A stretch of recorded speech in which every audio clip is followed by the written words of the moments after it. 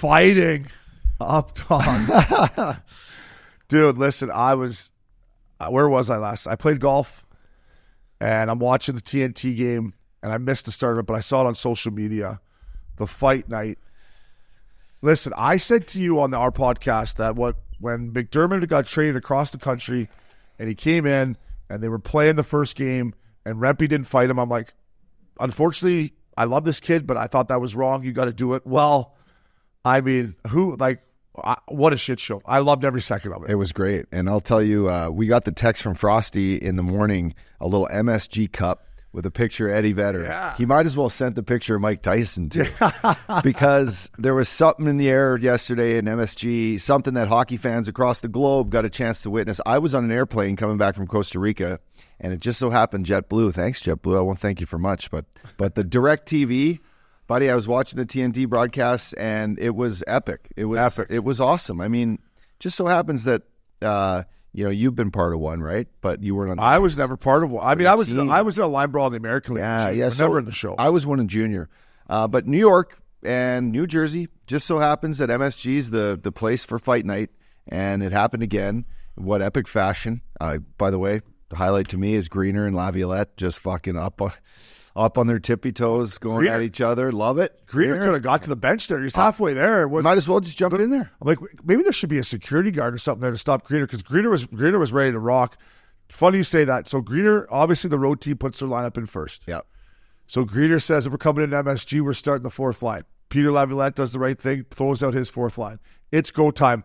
I want to give credit to a guy like John Marino, who is not a fighter, fights Miller, didn't love what Miller did at the end. Right? Listen, you don't have to fucking embarrass a kid after a 5-on-5 line brawl. It's not his game. No. He stepped up.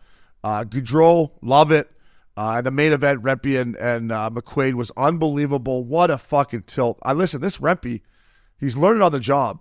But once he learns, you talked about Revo, Jeannot last night, and I love Tanner Jeannot, and that's fighting up for him. And the way Revo digs in, and Olivier, the way these guys bend their knees and fucking chuck. Yeah. If this Rempe ever learns how to do that and works on his balance, there might not be anyone who wants to fight this kid, but it was great. And for the people out there that don't like this fighting, listen, people love violence. I don't care what you say. Pat McAfee, first thing today was the Line Brawl. It was going viral on X last night and on social media.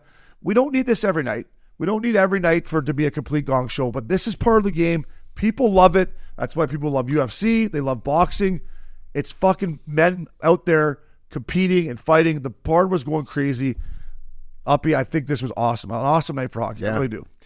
Yeah, even CNN did an article on it. So you got to hey, it's you They did? They did. They sure did. Holy Buddy, by the shit. way, I listened to Horty. Horty has a clip out there. I don't know what podcast he was doing. I didn't even Darcy know Hordichuk. Darcy Hordichuk did a podcast talking about his conversation with Rempe, right? And he's like, I'm just going to teach you a few things. And I'm not going to, obviously you're probably a better hockey player than me. He is his first quote. Yeah, maybe. But he's like, grab on, right? Grab on, and then try to hit your fist. Like, throw at that fist, because you're grabbing him on his either left shoulder or the center of his jersey. If you try to hit your fist, you might fucking pop him. You might catch him, right? Oh, so I'm like, sure. Wow, that would have been good.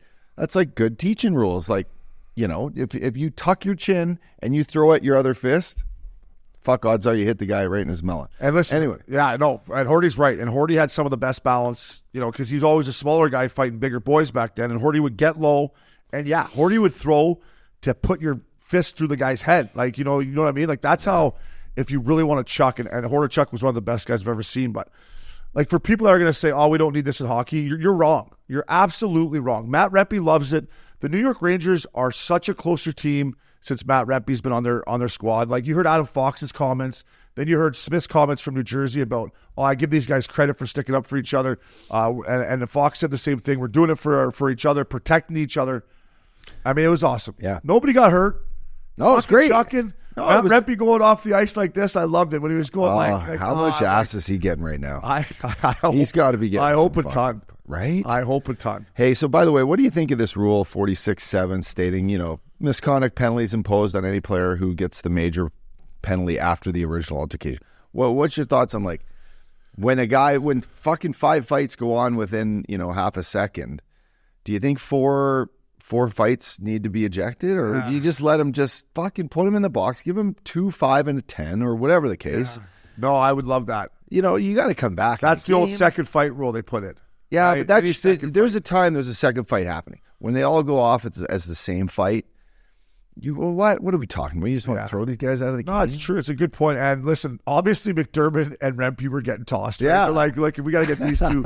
We got to get these two fucking mutants out of the game. No, but see, back in the day, you'd be still in the game. And that's why the fights would continue. Buddy, one of the best things, Brian McGrattan, after he started the whole brawl in Vancouver. He never got kicked out. He's in the dressing room. He was like, big boy, they didn't even toss me, big boy. They didn't even toss me. He goes, I'm still in the game, big boy. They didn't even toss me.